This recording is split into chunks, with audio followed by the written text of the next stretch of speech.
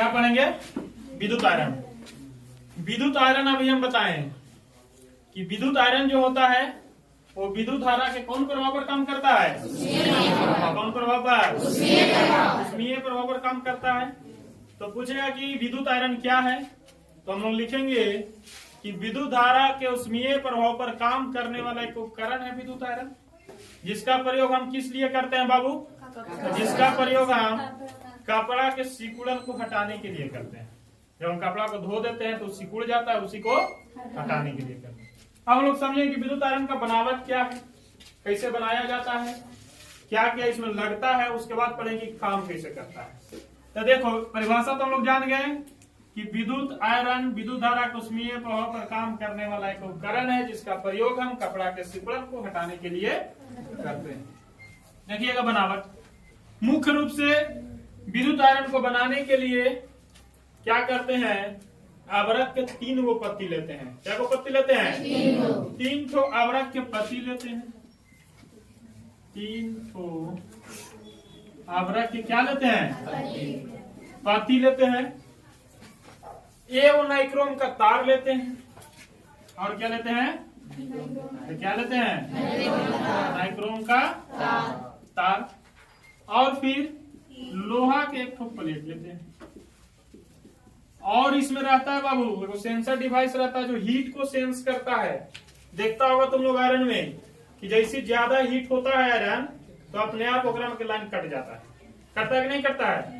ओकरा में वो इंडिकेटर लगा हुआ होता है, जैसे प्लग ऑन करेगा तो उसमें लाइट जलने लगता है आयरन का। लेकिन मुख्य रूप से जो काम करता है 3 गो आवरक के पत्ती रहेगा, 1 नाइक्रोम के तार लेंगे और लोहा के प्लेट लेंगे। क्या इसे बनाया जाता है? इसे देखो 3 गो आवरक के पत्ती में 1 आवरक के पत्ती पर क्या करेंगे, जैसे देखो जनरली समझो, मान लेते हैं कि 3 गो पत्ती है आवरक के, ठीक मान लिए हैं, है नहीं।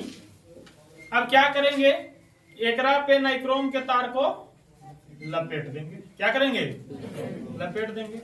लपेटने के बाद ये वो ऐसे रख देंगे आवरक के पत्ती का, एगो ये वाला बीचवा में रख के वो ऊपरे रख देंगे आवरक के पत्ती, एगो नीचे। समझ में आ रहा है? कुछ बीच वाला में क्या करेंगे, नाइक्रोम के तार को लपेट देंगे जिस प्रकार व्यवस्थित करना है। उसके बाद ऊपर में एगो आवरक के पत्ती को रख देंगे और एक ठो नीचे में, और फिर उसको क्या करेंगे, लोहा के प्लेट जो है उसको से बढ़िया से अरेंज करके कस देंगे। और जब कस देंगे तो कसने के बाद वो अपना आयरन का निर्माण हो गया। अब देखो काम कैसे करता है। तो जो नाइक्रोम का तार इस पे लपेटा हुआ था बिचला वाला आवरक के पत्ती पर, वहां से 2 तार निकलेगा, उसको जाके प्लग में जोड़ेंगे।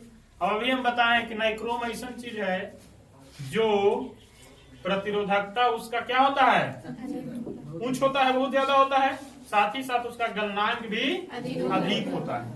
अब देखो क्या होगा, जैसी विद्युत धारा उसमें आएगा, विद्युत धारा आएगा तो क्या हो जाएगा, गर्म होगा, और गर्म होगा तो लोहा के प्लेट भी गर्म होगा, और फिर हम अपना आयरन कर लेंगे। एकरा में हुआ आवरक के पत्ती का हम उपयोग क्यों करते हैं सर, बताएं। देखो आवरक के पत्ती का उपयोग क्यों करते हैं। आवरक ऐसा चीज है, हम जानते हैं बाबू, आवरक जो होता है वो ऊष्मा के सुचालक होता है। सुचालक मैंने बुझाता है, सुचालक मतलब अपने से होकर पास होने दे। लेकिन विद्युत धारा के क्या होता है, सुचालक होता है। देखता होगा तो नहीं, आयरन जो हम करते हैं, आयरन के नीचे वाला जो लोहा का प्लेट होता है उसमें जब तुम टच करोगे, जब प्लग ऑन रहेगा फिर भी लाइन नहीं मारता है। लाइन मार रहा है मतलब कहीं ना कहीं तुम्हारा आयरन अंदर से खराब है।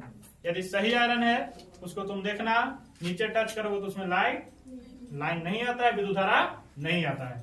लेकिन वो केवल जलता है, मतलब हीट होता है। क्यों?